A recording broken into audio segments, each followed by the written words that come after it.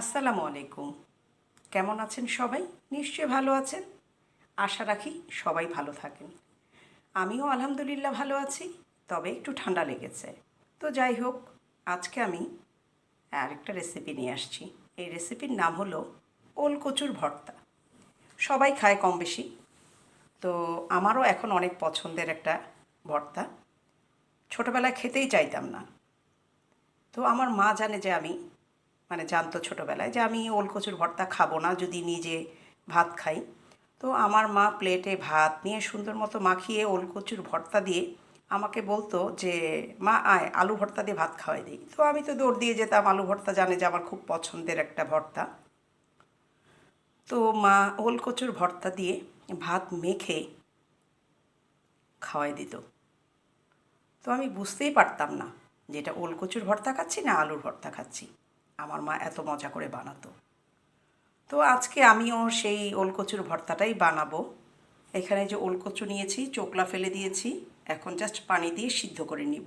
তো ওলকচু ভর্তা তৈরি করতে আমার যা যা লাগছে, এখানে পেঁয়াজে বেরেস্তা, এটা হলো বৈশালী ফুডের পেঁয়াজে বেরেস্তা, সরিষার তেল, এই যে রসুন ভাজা রসুন কুচি ভাজা, লবণ তো থাকবেই, লবণ না হলে কি স্বাদ হয় কোনো তরকারির বা ভর্তার?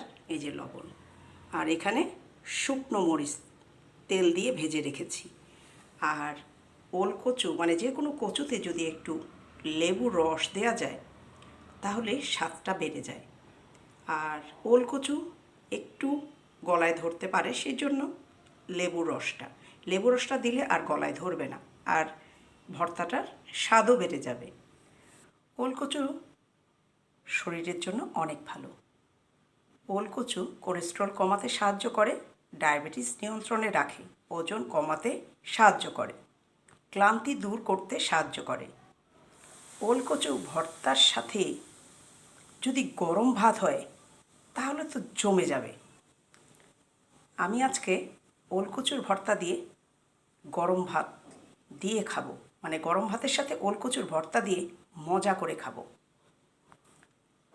তো আমি ওলকচুটা সিদ্ধ করে নিয়ে আবার আপনাদের সামনে আসব, তো সঙ্গেই থাকুন। এই যে ওলকচু, সেই ওলকচু সিদ্ধ করে নিয়েছি। এখন এই যে এখানে পাটাপুতা রেখেছি, পাটাপুতায় ওলকচু, পেঁয়াজে বেরেস্তা, তারপরে রসুন কুচি ভাজা, আর এই যে শুকনো মরিচ ভাজা, লবণ দিয়ে পাটায় বেটে নিব। এই যে পাটায় বাটা হচ্ছে ওলকচু ভর্তা, খেতে দারুণ স্বাদ, গরম ভাতের সাথে জমে যাবে। আপনারাও কিন্তু এইভাবে তৈরি করতে পারেন।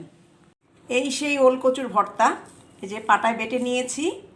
এখন এটাকে এই যে সরিষার তেল, যে কোনো ভর্তায় সরিষার তেল না হলে কি জমে? এই যে সরিষার তেল দিলাম, সাথে একটু লেবুর রস, এই যে লেবুর রস দিলাম, দিয়ে এখন এইভাবে করে মজা করে মেখে, কার কার জিভে জল আসছে বলুন তো?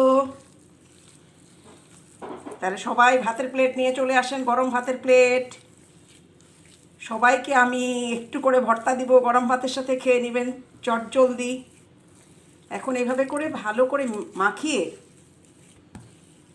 পরিবেশন পাত্রে সাজিয়ে তারপরে গরম ভাত দিয়ে মজা করে খাবো। আমার ভর্তা মাখা হয়ে গিয়েছে, এখন আমি ভর্তাটাকে পরিবেশন পাত্রে সাজিয়ে নিই। পরিবেশন পাত্র রেখেছি, এইভাবে করে জাস্ট সুন্দর করে সাজিয়ে, যে কোনো খাবার যদি সুন্দর একটা পাত্রে সাজিয়ে পরিবেশন করা যায় তাহলে কিন্তু খেতে ভালোই লাগে, দেখতেও যেমন ভালো লাগে, খেতেও তেমন ভালো লাগে। উপরে একটু তেল দিয়ে দিই, তো তেল দিয়ে এইভাবে করে আমার মা এইভাবে করে মাখাতো। তো আমার মায়ের সেই জিনিসটা আমি মনে রেখেছি যে আমার মা কীভাবে ভর্তাটাকে মাখিয়ে আমাদের সামনে পরিবেশন করতো। তখন তো এত সুন্দর সুন্দর সিরামিক ছিল না, আমরা যখন ছোট ছিলাম। আগে টিনের থালা, কাঁসার প্লেট, বাটি, তারপরে হলো স্টিল, সেইগুলিতে পরিবেশন করতো। তো আমি জাস্ট একটা এখানে লেবু পাতা দিয়ে দিব, দেখতে দারুণ না?